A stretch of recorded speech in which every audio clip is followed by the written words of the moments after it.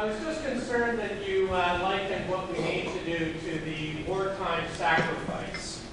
And John Baird, oh there we go, John Baird, when he was Environment Minister, testified before the Canadian Senate Committee on Hearings that meeting our Kyoto goals would be worse economically than the 2 world wars and the Great Depression added together.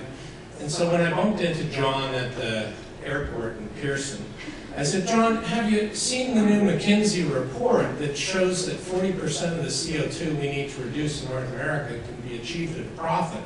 And if those profits were reinvested in the next least cost solutions, we get all the way to our Kyoto goals at 0 cost to society.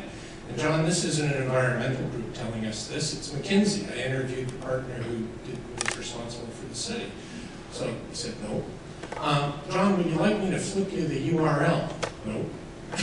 So he's not even interested in seeing what should be in his interest, that this is great business opportunity. So I worry that when you say we have to make these huge sacrifices, we're not even doing the stuff that's profitable. I agree.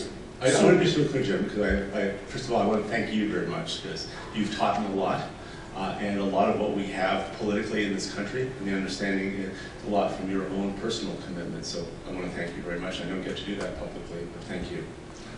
2, I don't think we have to sacrifice.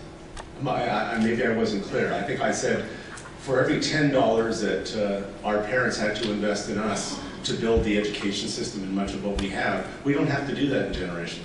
We have the best universities already. They built a society and a legacy under governments of all stripes and of many diverse people. We, for probably 10%, $1 on 10, if you want to look at it in cash accounting terms, that's about what it would cost to get us to green this incredible economy that's been built. So I don't think it's a huge sacrifice. I think of it more of it as an investment. What bothers me is that we're not prepared to talk about sacrifice.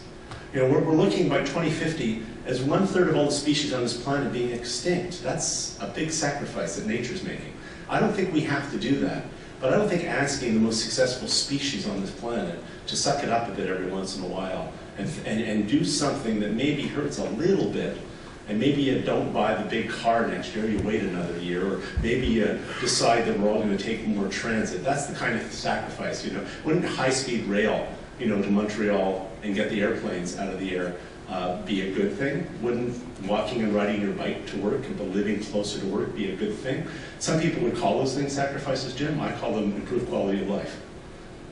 That's what I was trying to say. But I'm sure someone will spin it in question period later today. Maybe you can tweak that for me.